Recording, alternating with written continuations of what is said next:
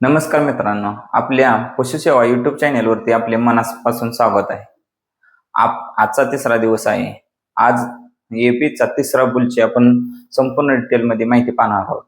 आज तिसरा बुलचे नाव बुन हे आहे.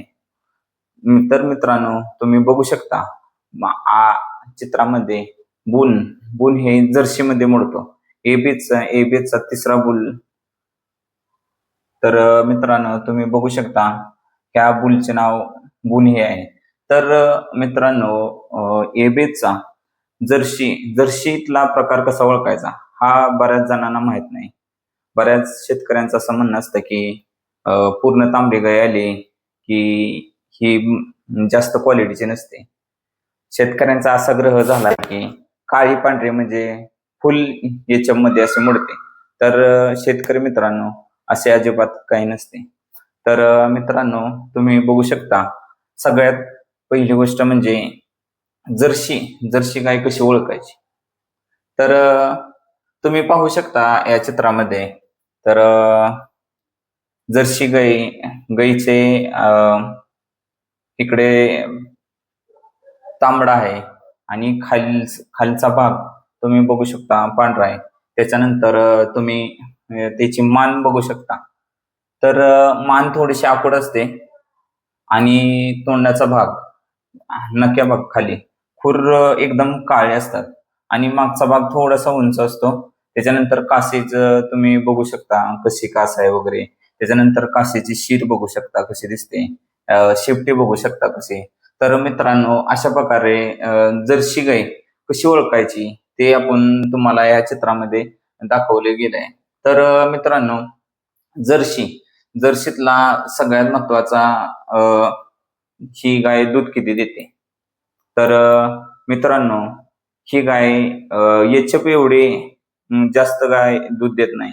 तर ही गाय दिवसाला कमीत कमी 20 ते 30 लिटर देऊ शकते. पण ह्याची फॅट, आता दुसरं म्हणजे फॅट हा हिला बऱ्यापैकी 4.4 ते 5.5. तर मित्रांनो, आपल्या गोट्यात जर फॅट वाढवायची असेल तर सगळ्यात भारी प्रत्येक गोट्यात जर्सीमध्ये एक तरी गाय आपल्या गोट्यात असावी. कारण बऱ्याच शेतकऱ्यांचं असं म्हणणं असतं की आपल्या गोट्यात गाईला फॅट लागत नाही अजिबात.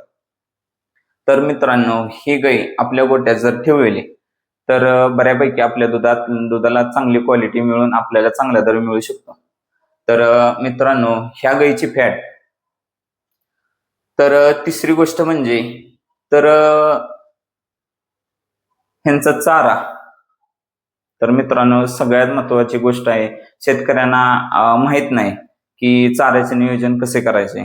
तर मित्रांनो, ह्या गायीला ही किंवा दुसरी कोणतीही गाय असो, चाऱ्याचं नियोजन एक टाइम टेबल बनवा तुम्ही.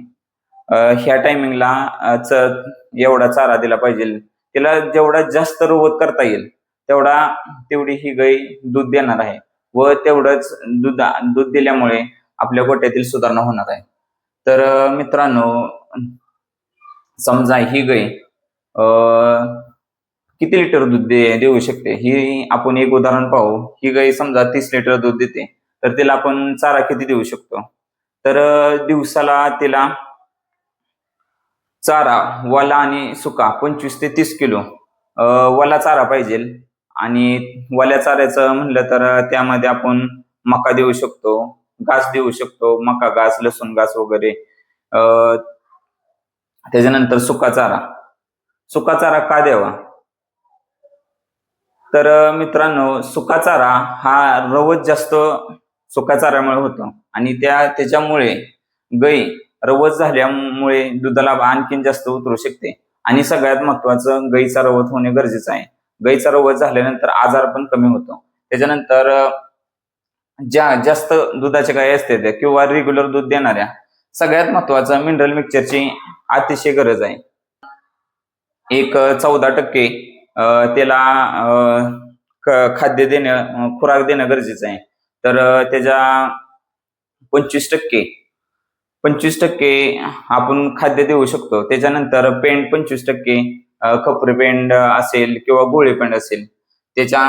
तर मित्रांनो, ह्या गायीची कास बघा कशी दिसते, ह्या गायीची पूर्णपणे मेंढकास आहे. त्याच्यानंतर तिची थाने बघू शकता. ह्या गायीला ससा करून आजार कमी आणि सगळ्यात महत्वाचं मस्टडीज एक बऱ्यापैकी नाहीच होत. आणि आजार म्हणलं तर ही गाई अजिबात म्हणजे बऱ्यापैकी नाहीच ह्याला. त्याच्यानंतर मित्रांनो एक लक्षात घ्या, तुमच्या गाईला केव्हा मस्टडीज होणार नाही. सगळ्यात महत्वाचं, तुम्ही गाईला मिनरल मिक्सचर देणं गरजेचं आहे, दिवसाला 100 ग्रॅम. आणि सगळ्यात महत्वाचं पेंड. पेंड हा विषय सगळ्यात महत्वाचा आहे, की मित्रांनो पेंड सारखे सारखे बदलायचे नाही. कंटिन्यू एक म्हणजे एकच पेंड ठेवायची. कारण आपण पेंड बदलतो, डेअरीवाले पेंड बदलून सारखे देतात, त्याच्यामुळे तोटा कसा होतं हे तुम्ही पाहून घ्या. तर मित्रांनो आपण XYZ अधिकारी पेंड चारत असतो, त्यावेळेस आपलं रुटीन बसलेलं असतं दुधाचं. त्याच्यानंतर आपण अचानक पेंड बदलतो, गुरं खायला कमी पडतात पेंड, त्याच्यामुळे ती दुसरी पेंड बदलल्यामुळे ती खायला 15 दिवस रुटीन येतो, 15 दिवस गैरदिवस येते. त्याच्यानंतर मग हळूहळू त्यात महिना निघून जातो. त्याच्यामुळे मित्रांनो गुरांना सरकी पेंड, शेंगदाणा पेंड आणि मकाचा भुसा देणं हा सगळ्यात गरजेचा आहे. त्याच्यानंतर गाईला मिनरल मिक्सचर दिवसाला सकाळ 50 आणि संध्याकाळ 50 दिल्यानंतर गाईला बऱ्यापैकी मस्टडीज किंवा वगैरे जास्त प्रमाणात होत नाही, त्यातील कमतरता सगळे भरून निघते. दुसरी गोष्ट म्हणजे कॅल्शियम. कॅल्शियम हे दुधातील calcium, phosphorus, magnesium, vitamin, zinc हे सगळं निघून जातं दुधात. त्याच्यामुळे कॅल्शियम दिवसाला सकाळी 100 संध्याकाळी 100 देणे गरजेचं आहे. त्याच्यानंतर बायपास फॅटचा वेगवेगळ्या पावडर येतात, ते पण देणे गरजेचं आहे. काही गायांना फॅट कमी आहे, त्या गायांना बायपास फॅट म्हणून पावडर वगैरे उपलब्ध असतात, त्या देणं गरजेचं आहे. तर मित्रांनो तुम्ही अशा प्रकारे ह्या बुन जातीचा वळू तुम्ही आपल्या गोट्यात सिमेंट भरू शकता.